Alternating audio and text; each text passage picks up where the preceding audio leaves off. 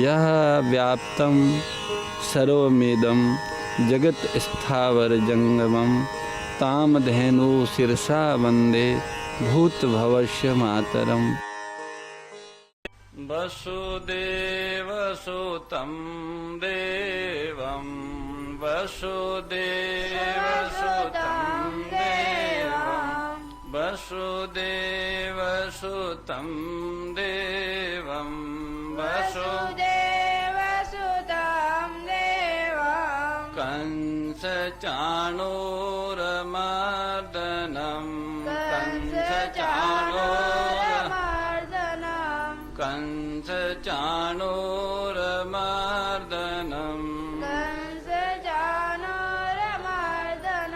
देवकी परमानन्दं देवकी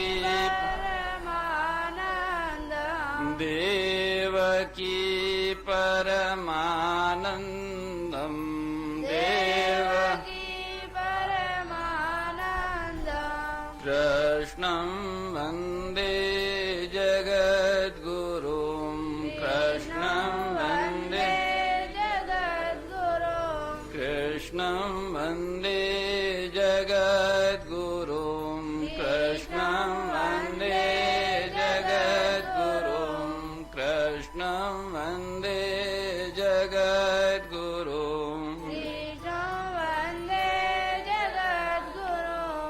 योगस्तकुरु कर्माणि संगं त्यक्त्वा धनञ्जय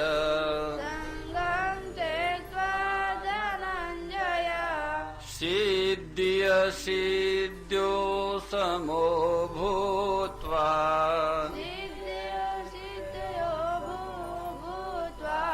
समत्वं योगयोच्यते।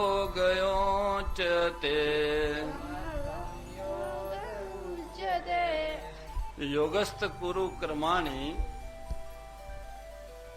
संगम त्यक्त्वा धनंजय। किसी भी कर्म में, किसी भी कर्म के फल में और किसी भी देश काल घटना परिस्थिति अंतकरण की बहिकरण आदि प्राकृत वस्तुओं में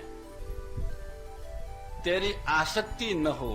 भगवान कहते भैया संग नाम है आसक्ति का। तू किसी कर्म से, कर्म के फल से, किसी देश काल घटना परिस्थिति और अंदर के मन बुद्धि आदि अंतकरण तथा बाहर के हाथ पांव अन्य सामान प्राकृतिक वस्तुएं किसी में तू आसक्त मत हो, तभी तू निर्लिप्तता पूर्वक कर्म कर सकता है। अगर किसी से आसक्ति हो गई तो वह कर्म बंधन वाला होगा। अगर तू कर्म फल आदि किसी में भी चिपक जाएगा तो तेरी निर्लिप्तता कैसे रहेगी? और निर्लिप्तता रहे बिना वह कर्म मुक्तिदायक नहीं हो सकता। इसलिए कर्म फल देश काल आदि से आसक्ति छोड़नी बहुत अनिवार्य है।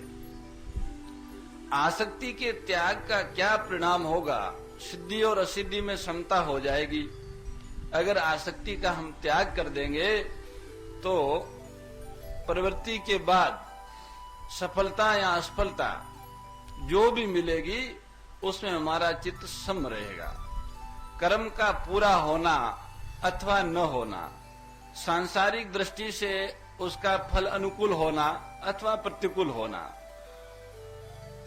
उस कर्म को करने से आदर निरादर प्रशंसा निंदा होना, अंतकरण की शुद्धि होना अथवा न होना आदि आदि जो भी सिद्धि और असिद्धि है उसमें सम रहना चाहिए। कर्मयोग की इतनी समता, कर्मयोग की इतनी समता मानी निष्काम भाव होना चाहिए कि कर्मों की पूर्ति हो चाहे न हो, फल की प्राप्ति हो चाहे न हो, अपनी मुक्ति हो चाहे न हो, मुझे तो केवल कर्तव्य कर्म करना है, ऐसा दृढ़ निश्चय रखना चाहिए। साधक मनुष्य को असंगता का अनुभव न हुआ हो, उसमें समता न आई हो तो भी उसका उद्देश्य असंग होने का, सम होने का होना चाहिए। सबके सब जन्मते ही असंग अथवा समता को प्राप्त किए हुए नहीं होते। इसलिए समता प्राप्ति तथा असंगता के उद्देश्य को सामने रख के ही कर्तव्य कर्म का पालन करना चाहिए। जो बात उद्देश्य में आ जाती है वही अंत में सिद्ध हो जाती। जो हमारा लक्ष्य बन जाता है वह अंत में सिद्ध हो ही जाता है। अतः साधन रूप समता से, अंतकरण की समता से साध्य रूप समता अपने आप आ जाएगी। जब हम अंतकरण में सम रहेंगे, सुख दुख मान अपमान आदि में सम रहने का निरंतर प्रयास करेंगे सफलता और असफलता में, तो एक दिन एक घड़ी ऐसी आएगी कि वह साधन रूपी सफलता साधन रूपी समता साध्य रूपी समता में बदल जाएगी। उसी से धीरे धीरे जो सम परमात्मा है उनकी अनुभूति होने लग जाएगी।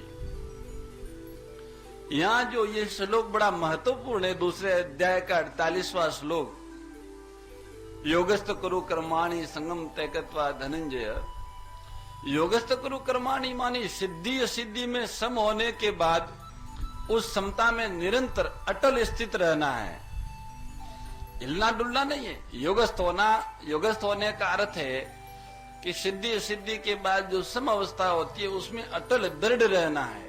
ऐसे तो कह दिया कि जो हुआ वो ठीक है, पर मन में उथल पुथल होने लग गई ना, तो वो योगस्थ नहीं है। जैसे किसी कार्य के आरंभ में गणेश जी का पूजन करते हैं, तो उस पूजन को कार्य करते समय हरदम साथ में नहीं रखते, पहले कर लिया पूजा। ऐसे ही कोई यह न समझ ले कि आरंभ में एक बार सिद्धि असिद्धि में सम हो गए तो अब उस समता को हरदम साथ में नहीं रखना है, राग द्वेष करते रहना है। इसलिए भगवान कहते कि नहीं, समता में हरदम स्थित रहना है, कर्तव्य कर्मों को करना चाहिए, कर्तव्य कर्म करते हुए समता में स्थित रहना है। समता ही योग है, समता परमात्मा का स्वरूप है। वह समता अंतकरण में निरंतर बनी रहनी चाहिए। आगे भगवान बताएंगे, कहेंगे कि जिनका मन समता में स्थित हो गया उन लोगों ने जीवित अवस्था में संसार को जीत लिया। जो संसार के किसी भी बखेड़े से विचलित नहीं होते हैं, मान अपमान सुख दुख हानि लाभ, जितनी भी संयोग वियोग जितनी घटनाएं होती है उसमें विचलित नहीं होते, स्थिर रहते हैं। उन्होंने शरीर रहते हुए समस्त संसार को जीत लिया। क्योंकि परमात्मा निर्दोष और सम है, ब्रह्म जो है वह निर्दोष और सम है। अत उनकी स्थिति ब्रह्म में हो जाएगी, जो खुद सम और निर्दोष बन जाएगा, किसी का दोष नहीं देखेगा, किसी की बुराई नहीं करेगा, किसी को बुरा नहीं मानेगा और किसी की बुराई सोचेगा नहीं। ऐसा निर्दोष अंतकरण वाला व्यक्ति जो समता में स्थित है वह निर्दोष और सम ब्रह्म को प्राप्त हो जाएगा। हमारे साथी कह रहे थे कि आप जब ये गीता का वो करते हैं पारायण, तो बहुत से लोगों को नींद आती है और हमको भी पूरी बात समझ में नहीं आ रही, तो आप गीता न पढ़ के ऐसे सीधी सीधी बातें बताओ। हमने कहा भाई गीता से हटके सीधी सीधी और क्या बात होगी। जितनी सरल और सीधी गीता ने बात कही है, इतनी सीधी और सरल बात कहने वाला आज तक इस पृथ्वी पर पैदा हुआ नहीं और आगे होना संभव भी नहीं है। भगवान से बढ़कर कोई ज्ञानी और महान पुरुष सरल से सरल बात बताने वाला कैसे आएगा इस पृथ्वी पर। और उसकी बात भी अगर हम नहीं समझते, हमें बीच में नींद आती है, तो वास्तव में हम उस बात को समझना ही नहीं चाहते। गीता के दूसरे अध्याय में प्रारंभ से ही आत्मा और अनात्मा का विवेक, शरीर और शरीरी का विवेक बताया कि दोनों अलग अलग है। इन दोनों को अलग अलग समझे बिना न तो कोई सेवा कर सकता है, न साधन कर सकता है, न सत्संग कर सकता है।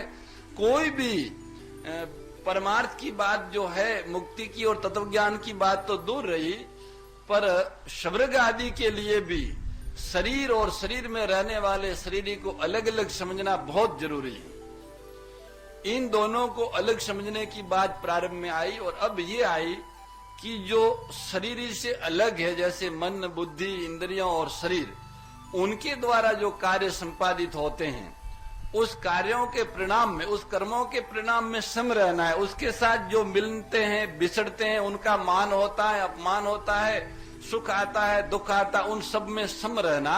और इस तरह सम रहने वाला पुरुष समता में स्थित हो जाता है।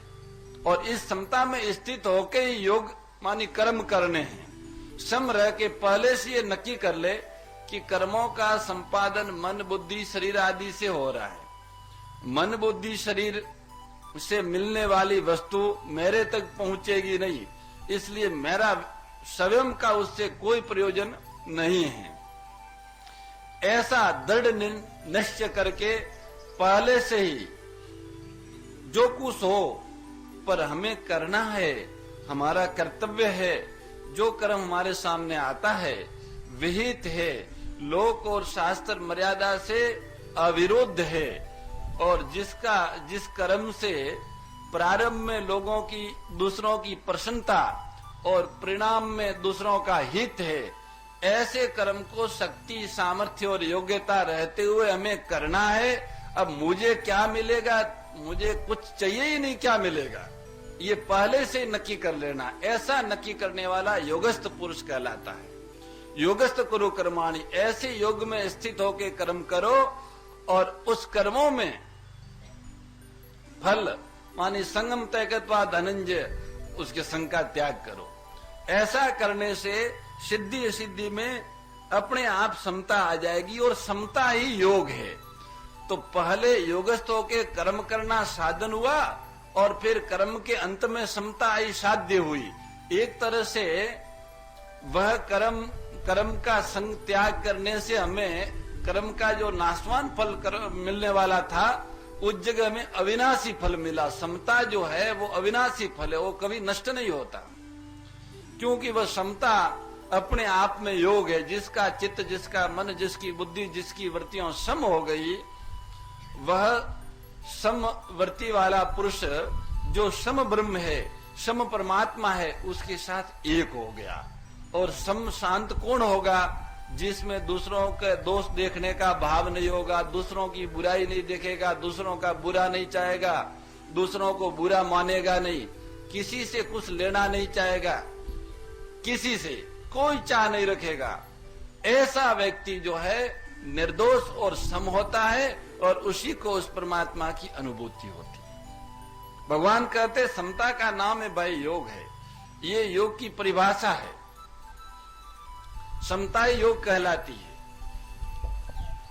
तो सज्जनों, गीता जो है हमें तत्वज्ञान का उपदेश करती है। जिस आश्रम में, वर्ण में, अवस्था में, परिस्थिति हम जहां कहीं भी है, वहां रहते हुए ही हम अपना कल्याण कर सके, ऐसा रास्ता गीता जी हमें बताती है। हाँ, ये जरूर है कि गीता की बात हर किसी के समझ में नहीं आती, फिर भी गीता पढ़ना, गीता सुनना, गीता का पाठ करना, ऐसा करने से उस मनुष्य की अधोगति नहीं होगी। चलो ज्ञान नहीं होगा, मुक्ति नहीं होगी, भगवत प्राप्ति नहीं होगी, ये बात तो समझने पर होगी, समझ गए तो ये होगा ही।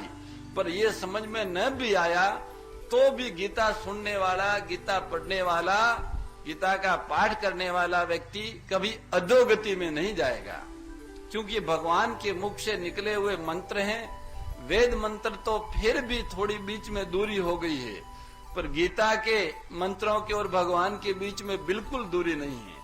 और वेद मंत्र सबके लिए उच्चारण करने का सबको अधिकार भी नहीं है, और सब लोगों को उच्चारण करना आता भी नहीं है।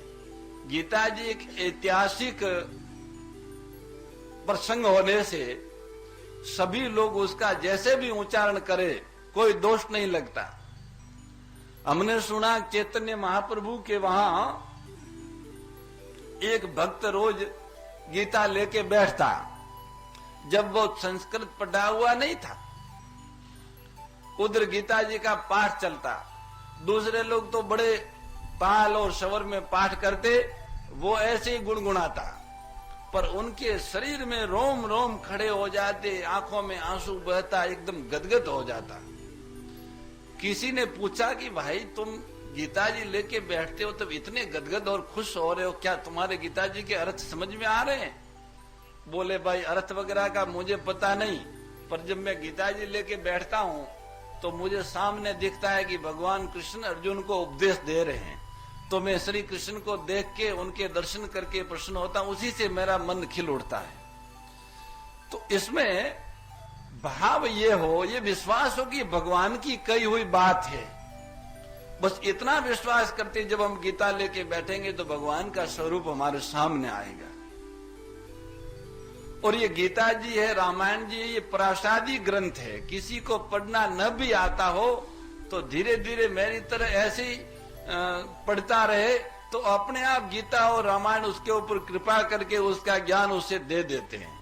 प्रसादी ग्रंथ ही उसको कहते हैं जो सव्यम कृपा करने में समर्थ हो। गीता और रामायण कृपा करने में समर्थ है। श्रद्धा और भक्ति के साथ उसका पाठ स्वाध्याय करने से धीरे धीरे धीरे उनकी मार्मिक से मार्मिक बातें समझ में आ जाती।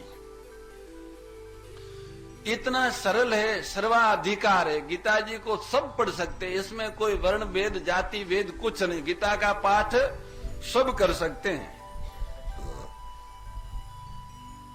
किसी भी देश काल के लोग गीता जी का पाठ कर सकते हैं, अध्ययन कर सकते हैं। सनातन धर्म में चारों वर्ण तो करती है, पर मलेच्छादी लोगों ने भी गीता के ऊपर बहुत बड़ी लंबी चौड़ी व्याख्याएं लिखी हैं। पश्चिम के लोग और पूर्व के अत्यधिक बर्फीले और रेगिस्तान के लोगों ने भी गीता के उस अमृत की बूंदों का जो है स्वाद लिया है।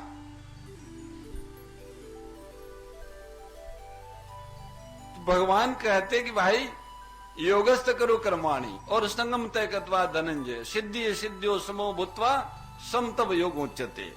समता में स्थित हो जाओ, यही योग है। ये समता जो है क्या है?